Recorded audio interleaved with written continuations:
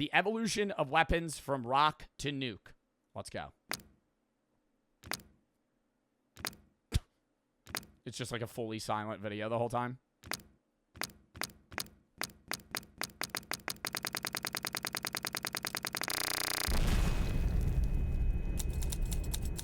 That was a sick intro. All right, so this is the first weapon, probably. Rock. Well, the first, I don't know. Do you think the first weapon would be a rock? Yeah, rock or a stick. People just whacking each other with shit. Pause. That had to be what it is. Like a sharp stick, sharp rock. And then they attached a sharp rock to a stick. And then they threw that stick. And then they had things that helped them throw sticks further. Yeah, like spears. I would say like a spear is probably the first considerable invented weapon. It's not a rock. It's a hand axe. Yeah, it's just a rock.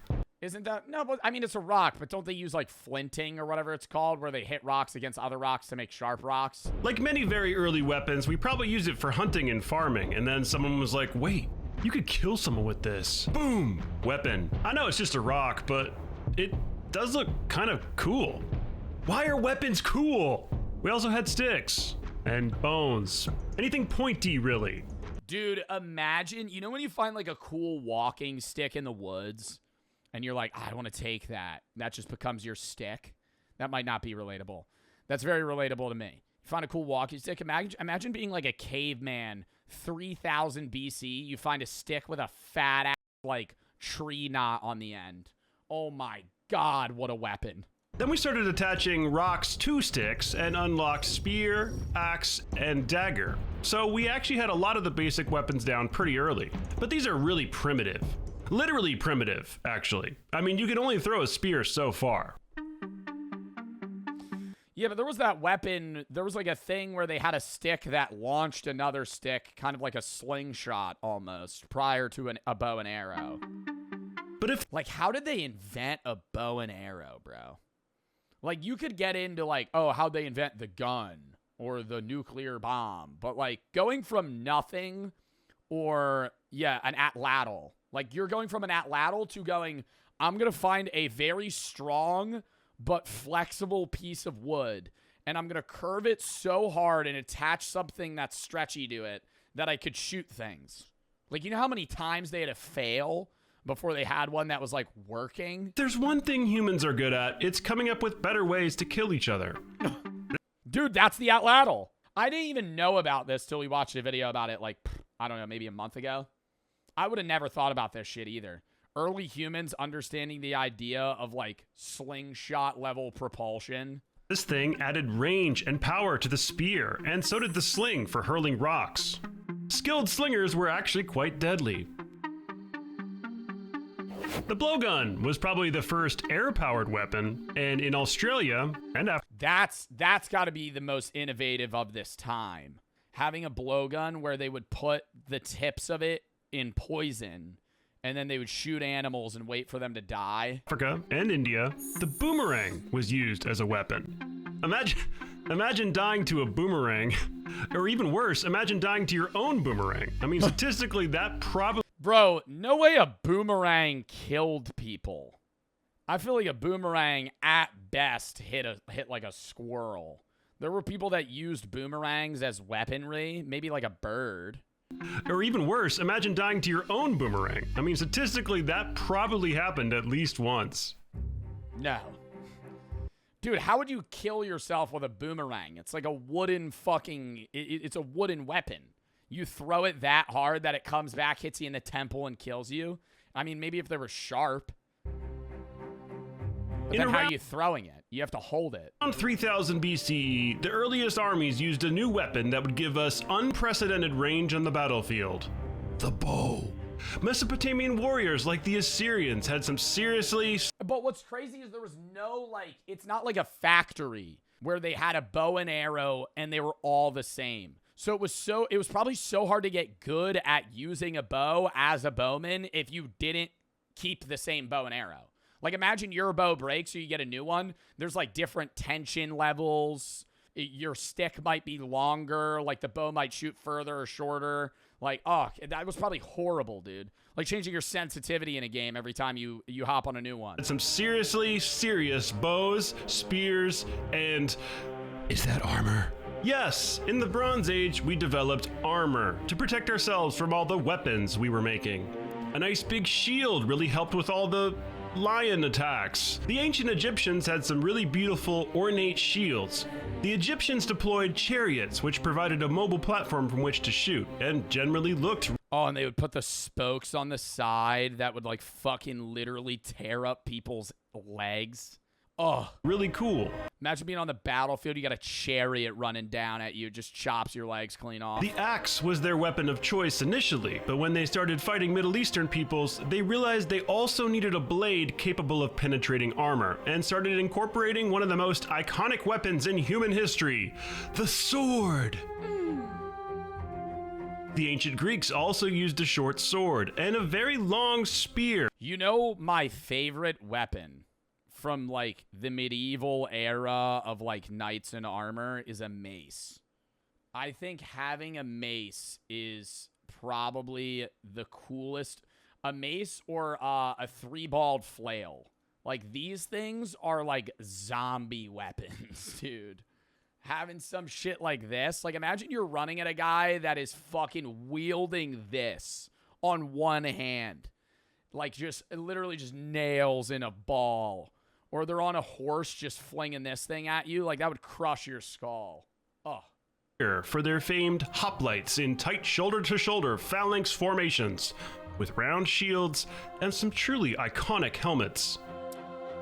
Also respect this era of war because the leaders fought with the armies.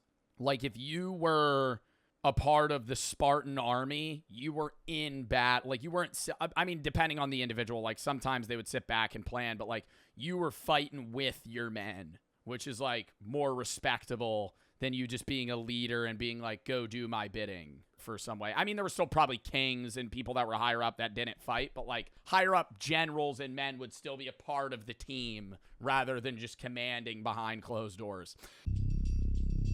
Of course, we can't talk about ancient weaponry without bringing up the Romans. The gladius, the pilum, and the scutum are some of the most recognizable and practical tools of war ever. Not to mention the lorica segmentata and a variety of impressive helmets and standards. Need to break down some walls or impale 6 men at once with a giant arrow? The Romans had a solution. Several, actually. Siege weapons, but when they used to not throw rocks and they would throw, like, infected dead animals and dead bodies over the walls. Holy biological warfare starting. That has to be the start, right? Like a siege weapon where they're just hurling, like, infected, plague-ridden bodies. Not to plague, necessarily, but some sort of, like, disease. Who did that? Was that the Romans? The Mongolians? Yeah, the Mongol Empire. They did use plague-infected corpses during the 1346 siege of Kaffa, which is now Ukraine. They had trebuchets and catapults launch infected dead bodies over the city walls to infect people. The Franks, Anglo-Saxons, and Vikings all had their They would sometimes be alive. That's even worse. own variations of the sword, the shield, the battle axe, and by the 11th and 12th centuries, mail shirts for protection. I feel like it goes without saying, but the Vikings had some very cool helmets, and I'm not Yeah, who invented chainmail? talking about these. I'm talking about these. The nasal guard helmet was practical, protected your face, and stylish. Looked cool. Was it that common that people would chop at your nose? In the Middle Ages, the Japanese created one of the most iconic Oh, the coolest sword-based weapon. swords of Or blade, really. all time, the katana, and the shorter version, the wakizashi, which was worn at the side when the katana had to be removed before entering certain locations.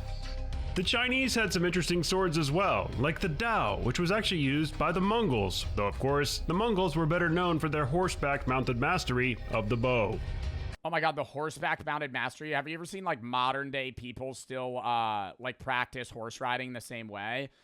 The videos of, like, modern day Mongolians leaning over on horseback Oh my god, I gotta fucking find a picture of that. How is he balancing himself? He's literally standing on the side of this horse, hooked by just his leg, aiming accurately on a moving horse. Probably hitting either a standstill or moving target. That's like next level skill.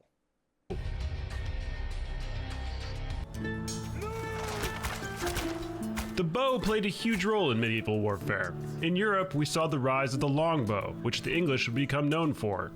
Shooting a I didn't know how hard it was. Oh, he might say right here, shoot how long or how hard it is. longbow required years of experience and Years of experience, and it's like 100 pounds of pull strength or something. You could look up videos of bodybuilders trying to pull longbows. Editor, maybe throw the video that in. And you just pull like this. That's as far as I can pull it with standard technique. immense strength. But it revolutionized warfare because even a small group of archers could loose hundreds of arrows per minute from great distances and basically decimate armies.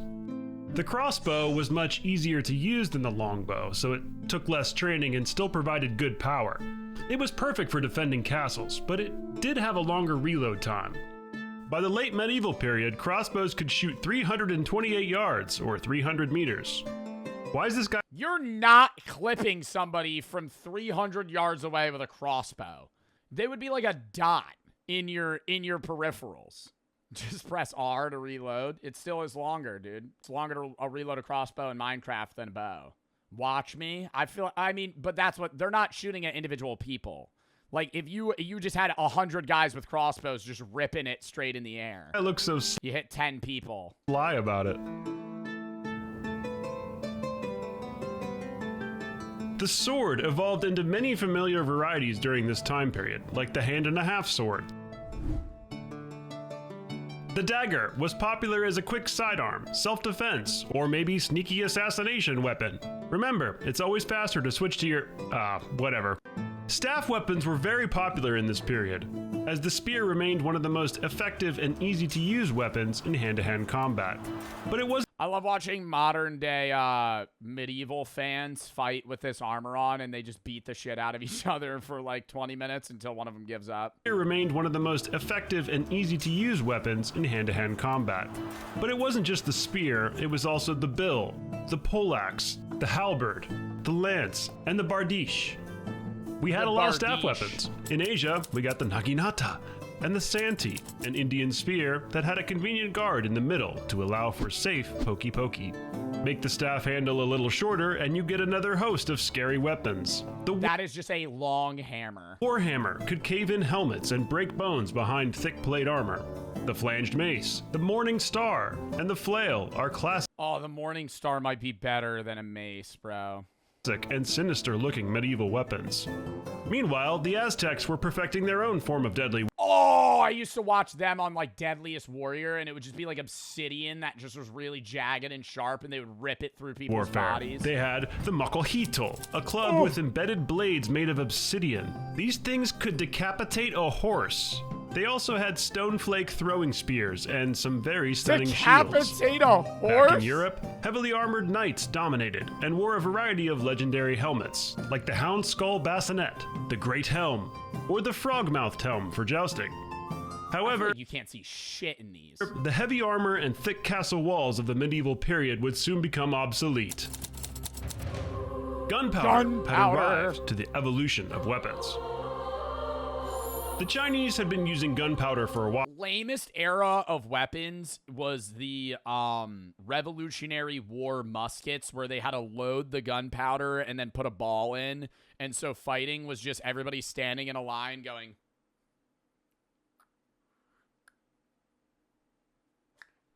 boom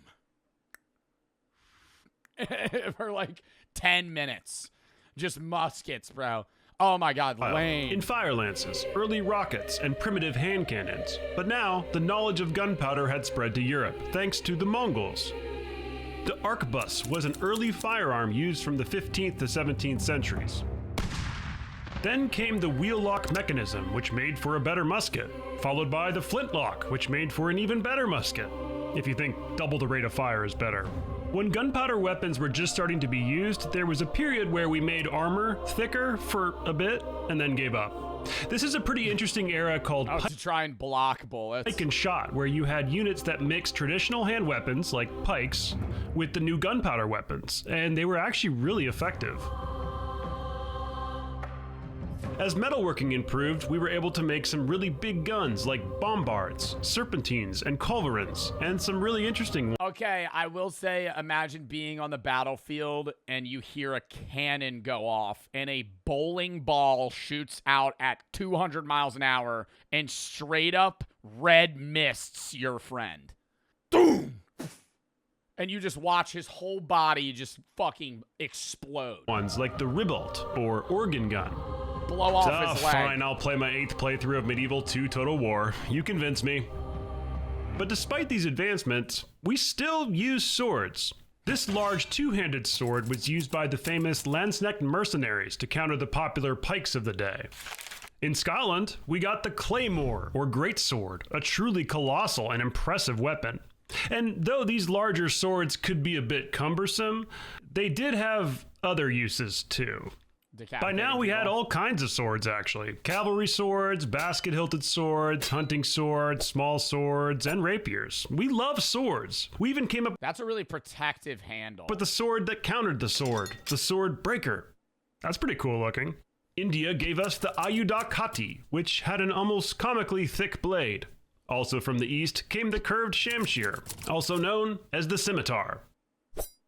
Another really interesting sword is the Kora, which was used by warriors and Gurkhas in Nepal.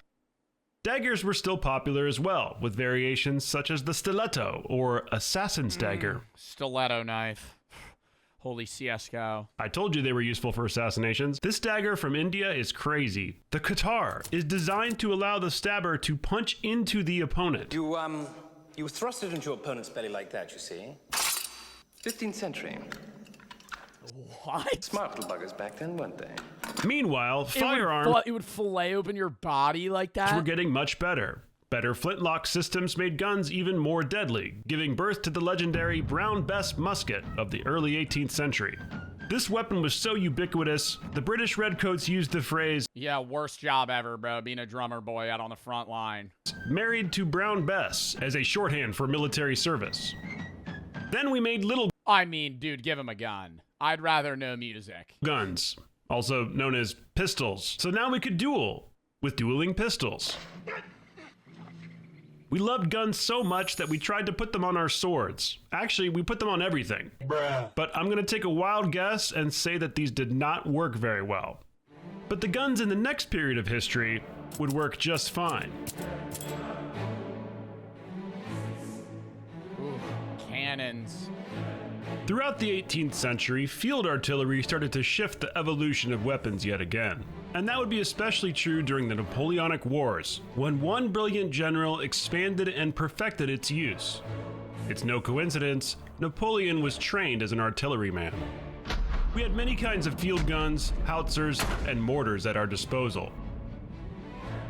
In the revolutionary world, we still use swords. I'm telling you, we love Weren't there people that were still cavalry units in World War I? swords. Now for infantry, swords have been effectively replaced by the musket, but cavalry soldiers still use them. The sword was a status symbol and could be ceremonial as well. The Ottomans had some incredible swords like the Kalij or the Yatagan. The bayonet was used heavily during this period. Turns out putting our swords on our guns was a good idea.